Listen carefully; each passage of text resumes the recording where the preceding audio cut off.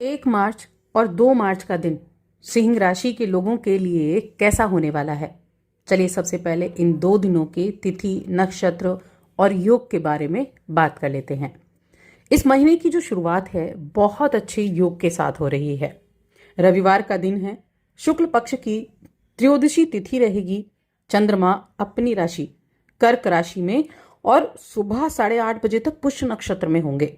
अब रविवार के दिन जो पुष्य नक्षत्र आता है तो रवि पुष्य योग का निर्माण होता है। बहुत अच्छा योग है जिसमें ये इस महीने की शुरुआत हो रही है। साथ में सर्वार्थ सिद्धि योग भी बना है, अमृत सिद्धि योग भी बना है और अतिगण नाम का योग भी बना हुआ है। तो बहुत ही उत्तम योग में ये दिन शुरू हो रहा है। 2 मार्च का दिन ये सोमवार का दिन है। शुक्ल पक्ष की चतुर्दशी तिथि शाम को 5:55 तक है। उसके बाद पूर्णिमा तिथि प्रारंभ हो जाएगी। चंद्रमा सिंह राशि में प्रवेश कर जाएंगे सुबह को ही मघा नक्षत्र में। अब इससे रवि योग रहेगा और सुकर्मा नाम का योग भी रहेगा। अब इन योगों में क्या कुछ विशेष होने वाला है इसके बारे में जान लेते हैं। तो दोनों दिनों की हम अलग अलग बात करेंगे क्योंकि दोनों दिन चंद्रमा अलग अलग राशि में मौजूद हैं। 1 मार्च को देखें तो 1 मार्च का दिन बड़ा ही अच्छा दिन आपके लिए है। पहली चीज तो जो हेल्थ है आपकी, देखिए मैंने पहले बात की थी कि 12वें भाव में चंद्रमा है तो थोड़ा हेल्थ को यहाँ आपको ध्यान देना है। लेकिन आज का जो दिन है, एक तो चंद्रमा की डिग्री बढ़ चुकी है, चंद्रमा का नक्षत्र पुष्य नक्षत्र है, लेकिन रविवार का दिन तो हेल्थ में इंप्रूवमेंट दिखाई देगी। आप अपनी खाने पीने की चीजों पर नियंत्रण रखेंगे। अपने आप को किस तरह से नियमित रूप से आप ठीक रख सकते हैं, चुस्त रख सकते हैं, दुरुस्त रख सकते हैं, उसके लिए आप कॉन्शियस रहेंगे।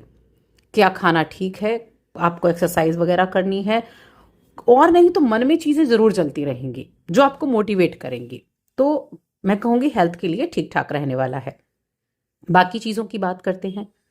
वैसे तो रविवार का दिन छुट्टी का दिन है, सबके लिए तो नहीं है, कुछ लोगों के लिए छुट्टी का है। बिजनेस करने वाले हैं उनके लिए काम पर जाना है, बहुत सारी जॉब ऐसी हैं जिनको काम पर जाना है, तो उनके लिए अगर देखा जाए तो ये दिन जो है बेहद अच्छा दिन रहने वाला है।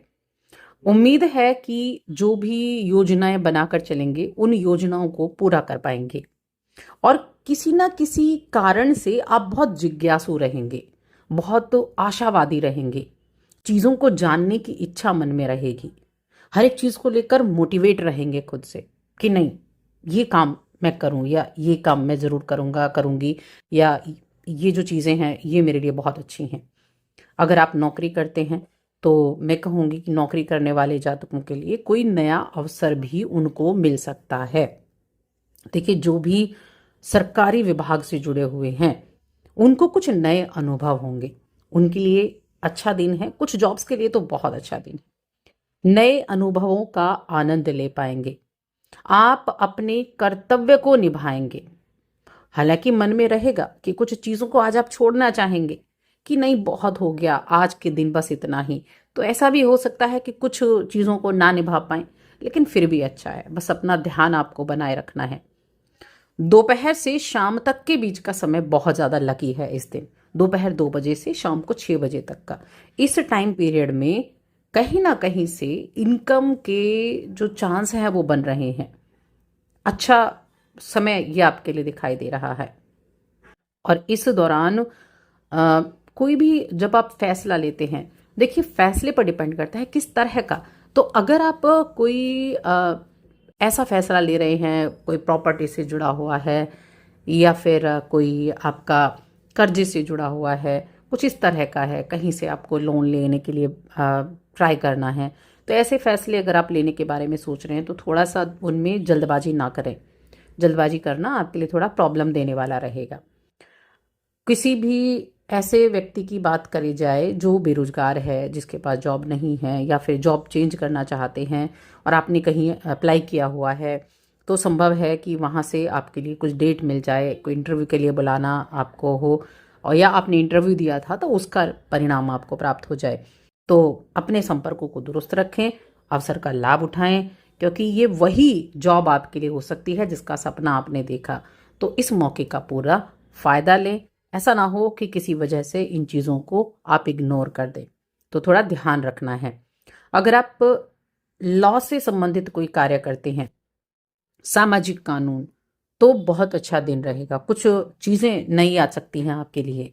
देखिए, छुट्टी का दिन है, लेकिन कुछ चीज़ें नई ज़रूर आ सकती हैं। कोई नया, कोई बड़ा काम आपके हाथ में आ सकता है, तो अच्छा है।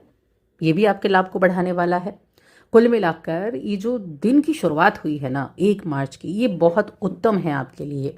अपने आर्थिक लक्ष्य को पाने के लिए बहुत उत्तम है।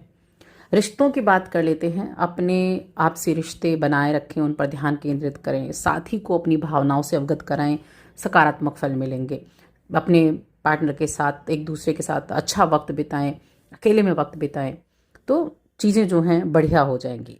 अब बात करते हैं 2 मार्च की। तो देखिए, 2 मार्च को शाम से पूर्णिमा तिथि प्रारंभ होगी। और यहाँ थोड़ी सी मैं चर्चा करूँ तो देखिए, होलिका दहन का दिन वैसे तो 3 मार्च को होना है, क्योंकि पूर्णिमा तिथि है उस दिन। क्योंकि 3 मार्च को चंद्र ग्रहण है, इसलिए होलिका दहन का जो शुभ समय है वो 2 मार्च को ही रहेगा ज्योतिष के हिसाब से, रात्रि में। क्योंकि पूर्णिमा तिथि शाम से 6 बजे से प्रारंभ हो जाएगी, तो ये जो होलिका दहन है ये 2 मार्च को ही किया जाएगा। तो इस दिन थोड़ा सा आप होलिका दहन का भी उपाय कर सकते हैं। उसके लिए मैं बताऊंगी आपको। राशिफल की अगर बात करें, सोमवार का दिन और चंद्रमा आपकी राशि में आ चुके हैं, तो मन थोड़ा भावुक रह सकता है चीज़ों को लेकर।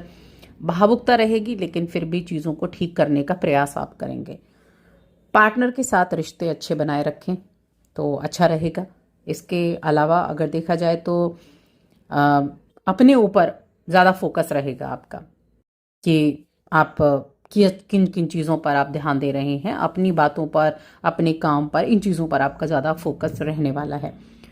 इसके अलावा देखा जाए तो कुछ जो पिछले दिनों में आपने कुछ खर्चे जो किए, उन खर्चों को भी आप कंट्रोल करने का प्रयास करेंगे, यानी कि उनकी भरपाई करने के बारे में आप सोचेंगे।